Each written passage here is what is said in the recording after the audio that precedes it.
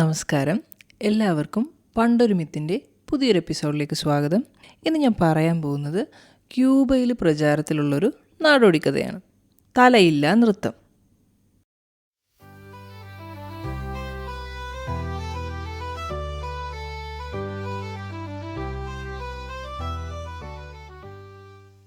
പണ്ടുണ്ടല്ലോ, കുറേ പണ്ടാണ് ഭൂമി ഇങ്ങനെ ഉണ്ടായി വരുന്നൊരു കാലം. അപ്പോൾ കാടും പുഴയും മലയൊക്കെ രൂപപ്പെട്ടു വരുന്നേ ഉള്ളൂ. ആ സമയത്ത് ഈ ഭൂമിയിൽ മനുഷ്യന്മാരേ ഇല്ല. പിന്നെ ആരാ ഉള്ളത്? കുറേ അധികം മൃഗങ്ങളുണ്ട്. ഇവരുടെ ഇടയിലാണ് ചെകുത്താനും ആളുടെ കുടുംബവും താമസിക്കുന്നത്. ചെകുത്താൻ ഒരു ഭാര്യയും ഒരു കുഞ്ഞു മകനുമാണുള്ളത്.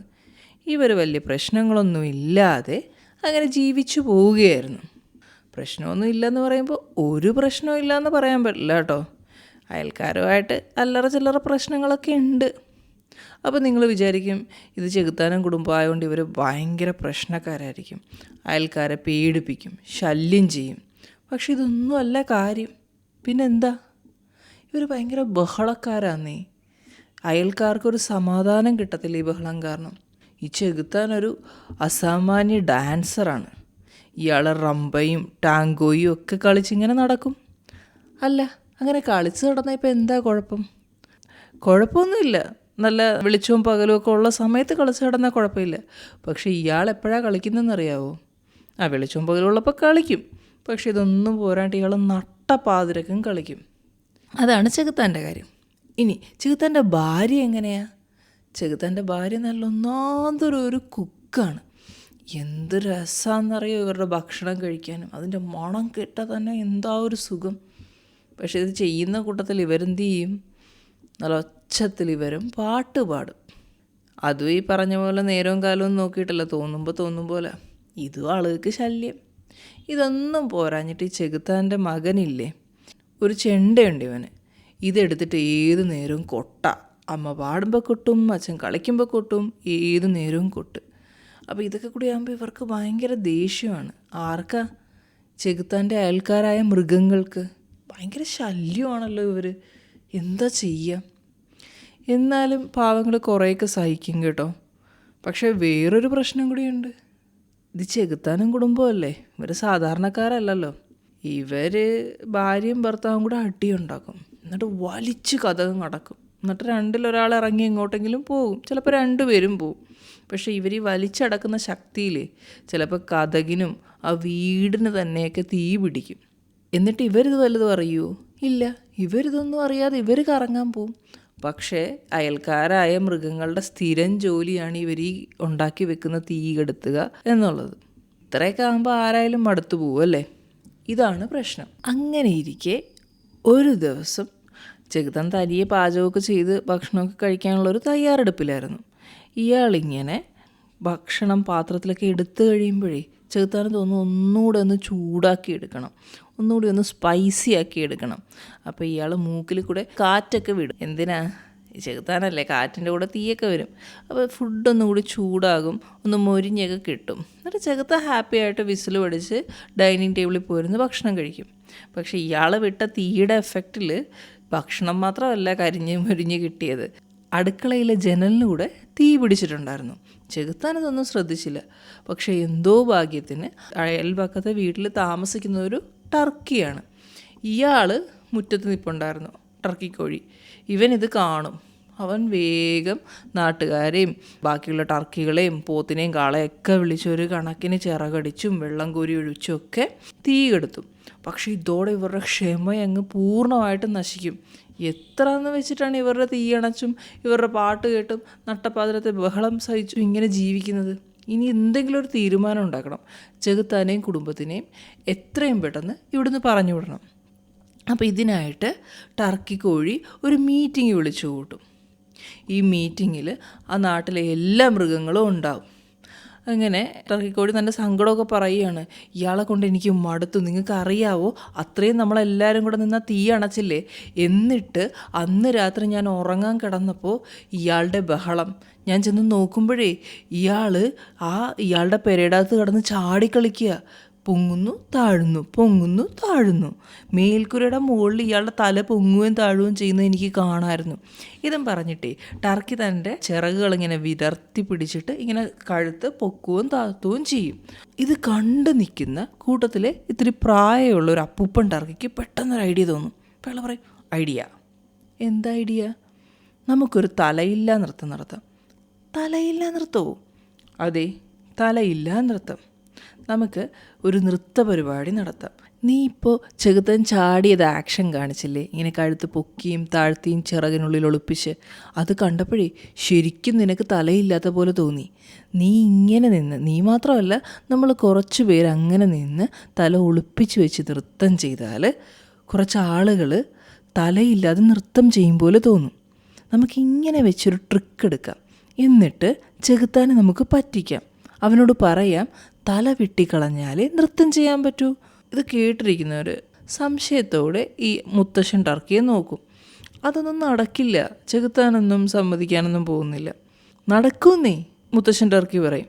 അവന് ഡാൻസ് ഭയങ്കര ഇഷ്ടമാണ്. എന്തായാലും നല്ല പാട്ടും ചെണ്ടമേളവും ഡാൻസിൻ്റെ ശബ്ദമൊക്കെ കേട്ടാൽ ചെകുത്താൻ വരും. നമ്മളിത് ചെയ്താലേ കയറ്റുമെന്ന് പറഞ്ഞ് അവൻ സമ്മതിക്കും. അങ്ങനെ ഈ മൃഗങ്ങളെല്ലാവരും കൂടി തീരുമാനിക്കും ഒരു തലയില്ലാ നൃത്തം നടത്താമെന്ന്. ദിവസങ്ങൾ കടന്നു പോവും. തലയില്ലാ നൃത്തത്തിൻ്റെ ദിവസം വന്നെത്തും. അന്ന് പതിവ് പോലെ ചെകുത്താനും ഭാര്യയും കൂടി വീണ്ടും അടിയുണ്ടാക്കും. ഇന്നത്തെ വിഷയം എന്താണെന്നല്ലേ, ആരാണ് മികച്ച മോജോ സോസ് ഉണ്ടാക്കുന്നത്? ചെകുത്താൻ പറയും, സംശയം എന്താ, ഞാൻ തന്നെ. അപ്പോൾ ഭാര്യ പറയും, നിങ്ങൾക്ക് എന്തറിഞ്ഞിട്ടാ ഞാനാണ് മെച്ചപ്പെട്ട മോജോ സോസ് ഉണ്ടാക്കുന്നത്? ചെകുത്താൻ പറയും, നിനക്ക് വിവരമില്ല, എൻ്റെ അത്രയും നല്ല ഒരു കുക്ക് ഈ നാട്ടിൽ വേറെയില്ല. ഇത് കേൾക്കുമ്പോൾ ചെകുത്താൻ്റെ ഭാര്യ ചിരിക്കും. അവസാനം ജയിക്കാനായിട്ട് ചെകുത്താൻ്റെ ഭാര്യ പറയും, നിങ്ങൾ എന്തൊക്കെ പറഞ്ഞാലും നമ്മുടെ മകന് ഇഷ്ടം ഞാനുണ്ടാക്കുന്ന മോജോ സോസാണ്. ഇത് കേൾക്കുമ്പോൾ ചെകുത്താന് ദേഷ്യം വരും. പിന്നെ കൂടുതലൊന്നും പറയാൻ നിൽക്കില്ല. അയാൾ കതകും വലിച്ചടച്ച് ഇറങ്ങി പുറത്തേക്ക് പോവും. ചെകുത്താൻ ഒറ്റ നടപ്പാണ്. അങ്ങനെ നടന്ന് കുറേ അങ്ങ് ചെല്ലുമ്പോഴേ കാട്ടിൻ്റെ ഉള്ളിൽ നിന്ന് ചെണ്ടകൊട്ടും പാട്ടും ഒക്കെ കേൾക്കുന്നു. അപ്പോൾ ചെകുത്താന് കൗതുകമാകും, ഇതെന്താ ഈ സമയത്ത് ഇങ്ങനൊരു പാട്ടും ബഹളം? അപ്പോൾ ഈ ശബ്ദം കേൾക്കുന്ന ദിക്കിലേക്ക് ചെകുത്താൻ അങ്ങനെ നടന്ന് ചെല്ലും. ചെകുത്താൻ നോക്കുമ്പോഴേ കാടിന് നടുവിലൊരു ക്യാബിൻ. ഇതിന് പുറത്ത് 2 പേര് കാവൽ നിൽക്കുന്നു. ഒരു വെള്ളക്കാളയും ഇഗ്വാനയും. നമ്മുടെ നാട്ടിലേക്ക് കാണുന്ന ഉടുമ്പിനെ പോലെ ഇരിക്കുന്നൊരു ജീവിയാണ് ഇഗ്വാന. ഇവർ പുറത്തിങ്ങനെ കാവൽ നിൽക്കുക. അകത്തുനിന്നാണ് നല്ല കൊട്ടും മേളവും പാട്ടും ഡാൻസിൻ്റെ ശബ്ദവും ഒക്കെ കേൾക്കുന്നുണ്ട്. അപ്പോൾ ഇത് കേൾക്കുമ്പോൾ ചെകുത്താന് ഭയങ്കര എക്സൈറ്റ്മെൻ്റ് ആവും. അപ്പോൾ ഇവൻ കാവൽ നിൽക്കുന്ന ഇഗ്വാനയോട് ചോദിക്കും, എന്താ സംഭവം? ഉള്ളിൽ നിന്ന് പാട്ടൊക്കെ കേൾക്കുന്നുണ്ടല്ലോ, തലയില്ലാ നൃത്തം നടക്കുക, എല്ലാവരും നല്ല സന്തോഷത്തിലാണ്. അപ്പോൾ ചെകുത്താൻ അന്തം വിടും. തലയില്ലാ നൃത്തമോ? അതെന്ത് സംഭവം? തലയില്ലാ നൃത്തം എന്ന് പറഞ്ഞു കഴിഞ്ഞാൽ തല ഇല്ലാതെ വേണം നൃത്തം ചെയ്യാൻ. ഇതൊന്ന് നോക്കിയേ, ഉള്ളിലേക്ക് നോക്കിയേ, അവിടെ ആർക്കും തലയില്ല, എല്ലാവരും നൃത്തം ചെയ്യാൻ, നല്ല രസമാണ്. അപ്പോൾ ചെകുത്താൻ വാതിലിൻ്റെ വിടവിൽ കൂടി ഉള്ളിലേക്ക് ഇങ്ങ് നോക്കുമ്പോൾ എന്താ, ഇവന്മാർ പറയുന്നത് ശരിയാ. അതിനുള്ളിൽ നോക്കുമ്പോഴേ കുറേ അധികം ടർക്കികൾ ഡാൻസ് ചെയ്യുന്നു. പക്ഷെ ഒറ്റ എണ്ണത്തിന് തലയില്ല. ചെകുത്താൻ വണ്ടറടിക്കും, ഇതെന്താ ഇപ്പം ഇങ്ങനെ? എന്നിട്ട് പറയും, ഞാനൊന്ന് ചുമ്മാ കയറി നോക്കിക്കോട്ടെ. അപ്പോൾ കാള പറയും, ആ പോയി നോക്കിയോ, പക്ഷെ തല വെട്ടിയിട്ട് പോകണം. തല വെട്ടിയിട്ടോ? ആ, തല വെട്ടിയിട്ടേ പോകാൻ പറ്റുള്ളൂ. ചെകുത്താൻ ആദ്യം ഒന്ന് മടിച്ചൊക്കെ നിൽക്കും. പക്ഷെ ഉള്ളിൽ നിന്നുള്ള കൊട്ടും മേളവും പാട്ടും ഡാൻസും ഒക്കെ കേൾക്കുമ്പോൾ ചെകുത്താൻ അവസാനം കൺട്രോൾ പോവും. ചെകുത്താൻ പറയും, ശരി, അല്ലെങ്കിൽ എനിക്ക് ഡാൻസ് കളിക്കാൻ കൈയും കാലും ഒക്കെ മതി, നല്ല സൂപ്പറായിട്ട് ഞാൻ ഡാൻസ് കളിക്കും, തലയില്ലേലും ഞാൻ കളിക്കും. അപ്പോൾ ഉടനെ ഇഗ്വാന പറയും, കറക്റ്റാണ്. എന്നിട്ടത് പറഞ്ഞ് തീരുന്നതിന് മുമ്പേ ചെകുത്താൻ്റെ കഴുത്തങ്ങ് വെട്ടും. എന്നിട്ട് പറയും, ഒരു ചെകുത്താൻ പോയി 2 ബാക്കി. ഇതേ സമയം അടുത്തുള്ള മരക്കൊമ്പിൽ ഒളിച്ചിരുന്ന ഇവരുടെ കൂട്ടത്തിൽ തന്നെയുള്ളൊരു കാക്ക വന്ന് ചെകുത്താൻ്റെ തല കൊത്തിക്കൊണ്ട് പറന്നകലും. ചെകുത്താൻ്റെ വീട്ടിൽ ചെകുത്താൻ്റെ ഭാര്യ ഇയാൾ പോയിട്ട് ഇതുവരെ തിരിച്ചു വരാത്തത് എന്താണെന്ന് ആലോചിച്ചിരിക്കുക. ഇവർക്കാണെങ്കിൽ ദേഷ്യവും വരുന്നുണ്ട്. വാശിപ്പുറത്ത് തല്ലുണ്ടാക്കി അങ്ങോട്ടും ഇങ്ങോട്ടൊക്കെ മാറിയിരിക്കുമെങ്കിലും ഇത്രയും നേരമൊന്നും ചെകുത്താൻ പോകാറില്ല. അങ്ങനെ ഇവർ ശ്രദ്ധിക്കുമ്പോഴേ ദൂരെ നിന്ന് കൊട്ടും പാട്ടും ഒക്കെ കേൾക്കും. അപ്പോൾ ചെകുത്താൻ്റെ ഭാര്യയ്ക്ക് മനസ്സിലാകും ചെകുത്താൻ പോയത് അങ്ങോട്ടാണ്. ആ മനുഷ്യൻ എന്നെ കൂട്ടാതെ വല്ലയിടത്തും പോയി ഡാൻസും കളിച്ചിരിക്കുക. അവർക്കങ്ങ് ദേഷ്യം വരും. അവർ വേഗം വാതിൽ വലിച്ചടച്ചിട്ട് ഇറങ്ങി അവരും കാട്ടിലേക്ക് പോകും. പക്ഷേ അവർ ശക്തിയായിട്ട് വാതിലടക്കുമ്പോഴേ ചെറുതായിട്ടൊരു സ്പാർക്ക് വരും. എന്നിട്ട് ഈ വാതിൽ മാത്രമല്ല ഇവരുടെ വീടിനുൾപ്പെടെ തീ പിടിക്കും. എന്നാൽ പതിവ് പോലെ ചെകുത്താൻ്റെ ഭാര്യ ഇതൊന്നും ശ്രദ്ധിക്കില്ല. അവരങ്ങ് നടന്നു പോവും. പുറകിൽ വീട് കത്തിയമർന്നുകൊണ്ടിരിക്കുകയാണ്. ചെകുത്താൻ്റെ ഭാര്യ അങ്ങനെ കുറച്ചധികം ദൂരം അങ്ങ് നടന്ന് ചെന്ന് കഴിയുമ്പോൾ ഇവരും ഈ ക്യാബിൻ കാണും. നോക്കുമ്പോൾ വീണ്ടും ഇഗ്വാനയും വെള്ള കാളയും നിൽപ്പുണ്ട്. ഇങ്ങോട്ടെങ്ങാനും ചെകുത്താൻ വന്നായിരുന്നോ? വീട്ടിൽ നിന്ന് പോന്നിട്ട് കുറച്ചധികം നേരമായി. ഞങ്ങൾക്കറിയില്ല. ചെകുത്താൻ്റെ ഭാര്യ സംശയത്തോടെ ഇവന്മാരെ ഒന്ന് നോക്കും. നിങ്ങൾക്കറിയില്ലേ? ഇല്ല. എന്നാൽ ഞാനൊന്ന് അകത്ത് കയറി നോക്കട്ടെ അയാളവിടെ ഉണ്ടാന്ന്. ഉടനെ ഇഗ്വാന പറയും, അകത്ത് കയറി നോക്കാം, പക്ഷെ തലയില്ലാത്തവർക്കേ അകത്ത് കയറാൻ പറ്റുള്ളൂ. ഇത് കേട്ട് അന്തം വിട്ട് ചെകുത്താൻ്റെ ഭാര്യ ചോദിക്കും, തലയില്ലാത്തവർക്കോ? ആ, തലയില്ല നൃത്തമാണ് അകത്ത് കിടക്കുന്നത്, അതുകൊണ്ട് തലയുള്ള ആരും അകത്ത് കയറൂല. ഇഗ്വാന മറുപടി പറയും. അപ്പോൾ അകത്തുനിന്ന് ഒച്ചത്തിൽ പാട്ട് കേൾക്കും. തലയില്ലാ നൃത്തം, തലയില്ലാ നൃത്തം, തലയില്ലിൽ നിങ്ങൾക്ക് നൃത്തം ചെയ്യാം. ചെകുത്താൻ്റെ ഭാര്യ ഇങ്ങനെ സംശയത്തോടെ, നീ അത്ര ശരിയല്ലല്ലോടെ ചക്ക എന്നുള്ള രീതിയിൽ ഇഗ്വാനയെ നോക്കും. എന്നിട്ട് അവരും ഈ കതകിൻ്റെ വിടവിലൂടെ ഉള്ളിലേക്ക് നോക്കും. നോക്കുമ്പോൾ ഉള്ളിൽ നിന്ന് ചെണ്ടകൊട്ടും പാട്ടും ബഹളവും. ഇതൊന്നും പോരാഞ്ഞിട്ട് കുറേ അധികം ടർക്കികളെ തലയില്ലാതെ നിന്ന് നൃത്തം ചെയ്യുന്നു. ഇത് കാണുമ്പോൾ ചെകുത്താൻ്റെ ഭാര്യയ്ക്കും ക്യൂരിയോസിറ്റി ആവും. എന്തായാലും ചെകുത്താൻ അതിനുള്ളിൽ തന്നെ ഉണ്ടാകുമെന്ന് ഇവർ ഉറപ്പിക്കും.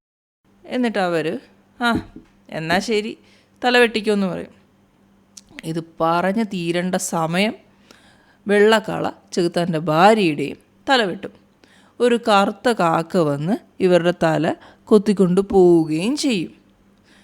അപ്പോൾ ഇഗ്വാന പറയും, 2 ചെകുത്താന്മാർ പോയി, ഒന്നുകൂടി ബാക്കി.